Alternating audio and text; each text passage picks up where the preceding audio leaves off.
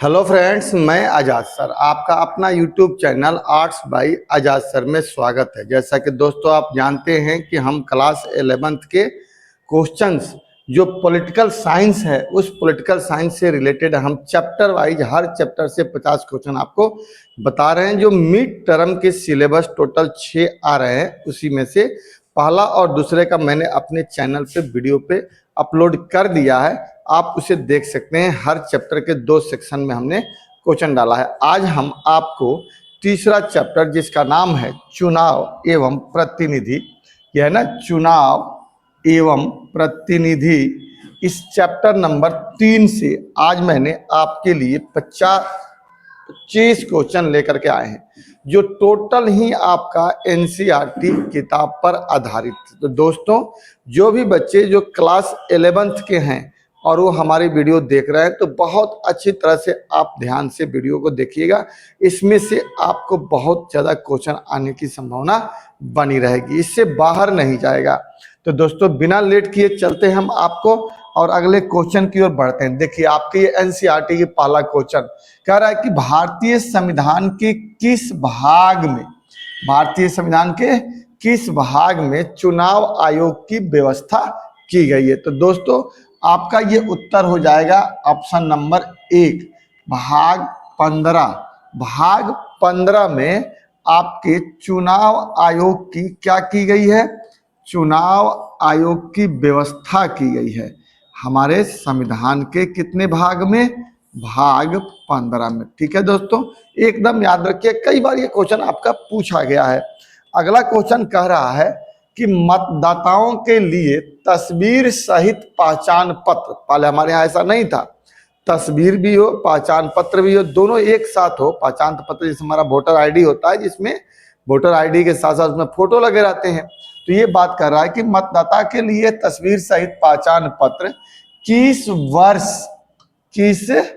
वर्ष से अनिवार्य कर दिया गया। तो दोस्तों, इसका उत्तर होगा आपका ए, 1993 में सबसे पहले भारत में मतदाता सूची के साथ साथ वोट को भी अनिवार्य किया गया था, इसलिए आपका ये उत्तर 93 होगा। बहुत ही आपके लिए महत्वपूर्ण क्वेश्चन है। अगला कह रहा है कि प्रथम चुनाव आयुक्त कौन थे। ये तो बहुत बड़ी बात है, क्योंकि एनसीईआरटी में इसे शुरुआत करता है दोस्तों आपको कि प्रथम चुनाव आयुक्त देश के कौन थे, या पहली बार चुनाव आयोग की स्थापना कब हुई थी। तो हमारे यहाँ 1950 में चुनाव आयोग की स्थापना जनवरी के महीने में की गई थी, और उसी समय हमारे देश के चुनाव कराने थे। और चुनाव कराने के लिए प्रथम चुनाव आयुक्त, जिसे हम सुकुमार सेन कहते हैं, सुकुमार सेन जो थे, ये हमारे देश के प्रथम चुनाव आयुक्त थे जिन्होंने चुनाव कराया। और देश में उस वक्त 1951 में हमारे यहाँ चुनाव हुआ था, जिसे हम 1951 और 52 का चुनाव कहते हैं। कांग्रेस को उसमें जीत मिली थी, और यह चुनाव आयुक्त, भले ही समय लगा, 6 महीने से 7 महीने का बीच का समय लग गया, लेकिन हमने देश में चुनाव कराया। तो उस समय पहली प्राथमिकता प्राप्त करने वाले जो व्यक्ति हुए, उनका नाम था ए, सुकुमार सेन। इसका आंसर हो जाएगा। ठीक है दोस्तों, इसलिए आप इसे याद रखिएगा, ये कंपटीशन के भी एग्जाम में पूछे जाते हैं। आगे कह रहा है क्वेश्चन आपका कि चुनाव आयोग की स्थापना कब हुई। अभी अभी हमने आपके पीछे कहा कि जनवरी 1950 में, जनवरी 1950 में चुनाव आयोग की क्या हुई थी, स्थापना। तो दोस्तों, इसका उत्तर क्या हो जाएगा, 1950 हो जाएगा। बिना लेट किए आप इस वीडियो को जरूर देखिएगा, पूरा देखिएगा। और हाँ, मुझे ये भी बताने का प्रयास करिएगा कि आप ये वीडियो कहाँ से देख रहे हैं, किस क्लास के व्यक्ति देख रहे हैं। ठीक है दोस्तों, आगे देखिए। अगला कह रहा है किन संवैधानिक संशोधन के द्वारा भारत में मताधिकार की आयु 21 वर्ष से घटाकर 18 वर्ष कर दी गई। पहले हमारे यहाँ शुरुआती दौर में, जब हमारे यहाँ 1951 में पहला चुनाव हुआ, तो उस समय प्रत्येक व्यक्ति की आयु जिसकी 21 साल थी, उन्हें वोट देने का अधिकार दिया गया था। हिंदुस्तान दुनिया का ऐसा पहला देश था उस समय जब भारत में पुरुष और महिला दोनों को ही आयु के आधार पर, संपत्ति नहीं, आयु के आधार पर कि किसी की गरीब से गरीब और अमीर से अमीर कोई भी ऐसा व्यक्ति होगा जिसकी आयु 21 साल है वह भारत में वोट दे सकता है, चुनाव जाकर के वोट दे सकता है, ये रखी गई थी। तो उसी में अब शुरुआती दौर में तो 21 बरस थी, लेकिन आगे चल करके इसे 1989 में क्या कर दिया गया, तो 21 से घटा करके 18 वर्ष कर दिया गया। अब पूछ रहा है कि किस संविधान संशोधन के द्वारा, तो दोस्तों इसका उत्तर हो जाएगा 1961 में संविधान संशोधन द्वारा, 61वें संविधान संशोधन द्वारा 1989 में 21 से आयु घटा करके 18 बरस कर दी गई और आज यही चल भी रहा है। ठीक है दोस्तों, बहुत ध्यान से इसको समझिएगा, पूरा वीडियो देखिएगा, आपको बहुत अच्छे से समझ में आएगा। कितना बढ़िया बढ़िया हमने क्वेश्चन आपके लिए लेकर के आए हैं। भारत में किनके चुनाव में आनुपातिक प्रतिनिधित्व चुनाव प्रणाली नहीं अपनाई गई है? अब देखिए, हमारे यहाँ चुनाव की दो प्रणाली होती है, एक सर्वाधिक वोट की प्रणाली और एक समानुपातिक प्रतिनिधित्व प्रणाली, जिसे हम प्रत्यक्ष या अप्रत्यक्ष भी कहते हैं। अब हमारे यहाँ कुछ ऐसे चुनाव होते हैं जो प्रत्यक्ष होते हैं और कुछ ऐसे होते हैं जो अप्रत्यक्ष होते हैं, जिसमें जनता जा करके खुद भाग लेती है, उसे प्रत्यक्ष चुनाव कहते हैं, जिसे सर्वाधिक वोट की प्रणाली कहते हैं। और जहां पे जनता भाग नहीं लेती है, हम जिसको चुनते हैं वो दूसरे को चुनते हैं, उसे अप्रत्यक्ष चुनाव कहते हैं। जैसे हमारे राष्ट्रपति का चुनाव हो या हमारे यहाँ उपराष्ट्रपति का चुनाव हो या हमारे यहाँ विधान परिषद का चुनाव हो, इस तरह के चुनाव में तो कह रहा है कि कौन सा आनुपातिक नहीं है। तो देखिए, राज्यसभा के सदस्य का तो होता है, विधान परिषद के सदस्य का भी होता है, राष्ट्रपति का भी होता है, राज्यपाल का जो चुनाव है ये अनुपातिक प्रतिनिधित्व प्रणाली के तहत नहीं होता है, क्योंकि राज्यपाल का चुनाव नहीं होता है, राज्यपाल की तो नियुक्ति होती है, जिसकी नियुक्ति राष्ट्रपति करते हैं। अगला क्वेश्चन है, निर्वाचन घोषणा पत्र कौन जारी करता है? जो निर्वाचन का जो घोषणा पत्र है उसे कौन जारी करता है?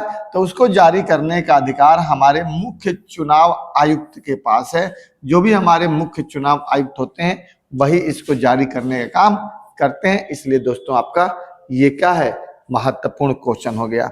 अगला क्वेश्चन कह रहा है कि संविधान के किस धारा के अंतर्गत निर्वाचन आयोग का गठन किया जाता है? धारा मतलब ये कह रहा है कि किस आर्टिकल के तहत भारत में ये काम करता है या चुनाव आयोग के गठन की बात की गई है। तो दोस्तों भारत में आर्टिकल 324 में निर्वाचन आयोग के गठन की बात की गई है, जो आप इसे याद रखिएगा, बहुत ही ज्यादा आपके लिए क्या है, ये इंपॉर्टेंट क्वेश्चन है।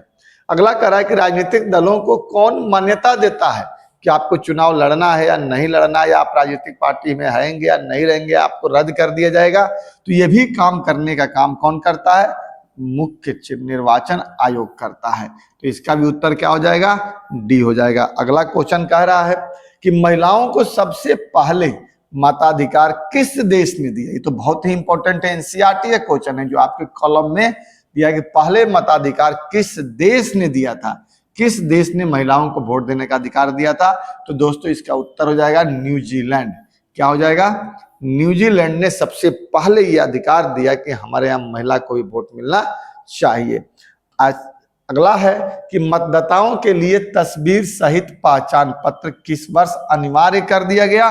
तो ये हमने बताया आपको कि 1993 में। आगे चलते हैं हम लोग। भारत में निर्वाचन आयोग आयोजित करने के लिए सर्वोच्च निकाय कौन सा है? मतलब कह रहा है कि भारत में निर्वाचन आयोजित यानी चुनाव कराने के लिए सबसे पहला व्यक्ति कौन है जो चुनाव करवाता है? तो हमारे यहाँ अब देखिए, कह रहा है जिला दंडाधिकारी, भारत का निर्वाचन आयोग, मुख्य निर्वाचन अधिकारी।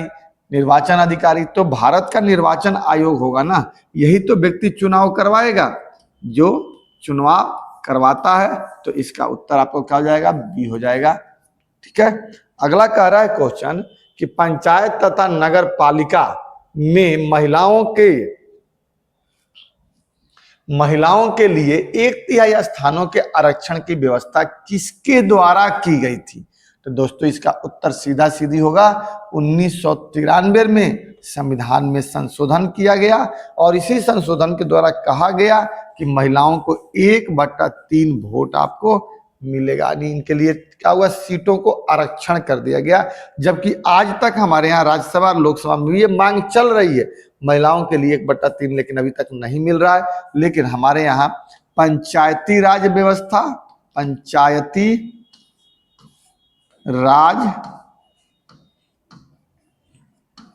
व्यवस्था हो या नगर निगम का चुनाव हो, नगर पालिका का, इसमें हमारे यहाँ महिलाओं को कितना दिया गया है, 1/3 यानी 33% आरक्षण की बात की गई है जो उन्हें दिया जाता है। अगला दोस्तों क्वेश्चन क्या कह रहा है कि लोकसभा या विधानसभा चुनाव लड़ने के लिए न्यूनतम आयु क्या होनी चाहिए। अगर जब आप चुनाव लड़ते हैं तो आपका न्यूनतम आयु क्या होना चाहिए, ये दो पूछ रहा है। एक तो कह रहा है कि लोकसभा का भी और दूसरा दोस्तों कह रहा है कि विधानसभा का भी। दोनों का ही चुनाव अगर किसी को लड़ना है तो आयु कितनी होनी चाहिए। तो जब हम लोकसभा या विधानसभा का चुनाव लड़ते हैं तो हमारी उम्र 25 वर्ष होना चाहिए। वही अगर बात कर रहा है क्या कि राज्यसभा का चुनाव लड़ने की बात किया जाए, अगर कि राज्यसभा का चुनाव कोई लड़ रहा है या राज्यों में कोई विधान परिषद का चुनाव लड़ रहा है, विधान परिषद लेजिस्लेटिव काउंसिल परिषद का चुनाव लड़ रहा है, तो इन दोनों के लिए उसकी आयु कितनी होनी चाहिए, 30 वर्ष होनी चाहिए। लेकिन क्वेश्चन कर रहा है लोकसभा और राज्यसभा में 25, तो इसका उत्तर 25 हो जाएगा। अगर आपसे कोई पूछे कि राज्यसभा और विधानसभा में कितनी होनी चाहिए तो उस कंडीशन में आपका क्या उत्तर हो जाएगा, 30 हो जाएगा। ठीक है दोस्तों, अगला क्वेश्चन कह रहा है कि कोई फैसला लेने में सभी नागरिक प्रत्यक्ष रूप से भाग नहीं ले सकते हैं, इसलिए अपने प्रतिनिधियों को चुनने के लिए की व्यवस्था आवश्यकता पड़ती है। क्या सीमांकन की आचार संहिता उपलब्ध नहीं, चुनाव की। सभी लोग तो भाग नहीं ले सकते। क्या हमारे देश के संसद में सभी जाकर बैठ सकते हैं, नहीं।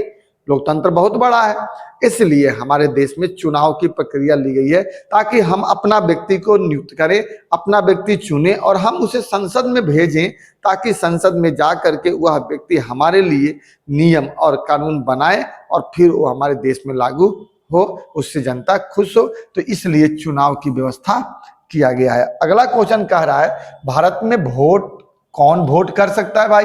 तो भारत में वोट कौन कर सकता है, जिसकी उम्र 18 साल से ऊपर हो वह व्यक्ति क्या कर सकता है, वोट कर सकता है। अगला क्वेश्चन कह रहा है कि मुख्य चुनाव आयुक्त की नियुक्ति कौन करता है, तो राष्ट्रपति करता है। कौन करता है, राष्ट्रपति करता है। अगला क्वेश्चन हुआ प्रक्रिया जिसमें लोग बिना प्रतिनिधियों के सीधे भाग लेते हैं कहलाता है। ये कह रहा है कि वह प्रक्रिया जिसमें लोग बिना प्रतिनिधि के सीधे भाग लेते हैं उसे हम क्या कहते हैं, प्रत्यक्ष लोकतंत्र कहते हैं। ठीक है, अब कह रहा है कि वह प्रक्रिया जिसमें लोग प्रतिनिधियों का चुनाव करते हैं क्या कहलाती है, तो वह प्रतिनिधिया प्रत्यक्ष लोकतंत्र कहलाती है, जहां पे हम लोगों को चुनते हैं। अब कह रहा है कि वह लोकसभा या विधानसभा के निर्वाचन 5 वर्ष के कार्यकाल को पूरा होने के बाद जो चुनाव होते हैं उसे क्या कहा जाता है दोस्तों, तो आप लिखिएगा इसे आम चुनाव कहते हैं। हमारे यहाँ चुनाव कई प्रकार के होते हैं। एक 5 साल के लिए होते हैं जिसे हम आम चुनाव कहते हैं, एक मध्यावधि चुनाव होता है जो 2.5 साल के बाद होता है, और एक उपचुनाव होता है जहां पर कोई व्यक्ति या तो मर जाए या किसी कारण से कोई सीट खाली हो जाती है, वहां दोबारा चुनाव होता है, उस चुनाव को हम लोग उपचुनाव कहते हैं। यहाँ पे आम चुनाव की बात हो रही है।